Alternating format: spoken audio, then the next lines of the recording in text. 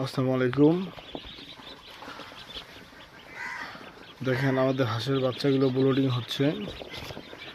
এই বাচ্চাগুলোর জাত হচ্ছে খাকি ক্যাম্বেল। খাকি ক্যাম্বেল জাত ব্রুডিং হচ্ছে।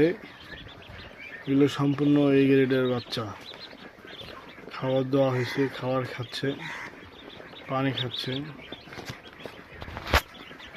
দেখেন দেখেন খাবার দেওয়া হয়েছে, খাবারগুলো খাচ্ছে।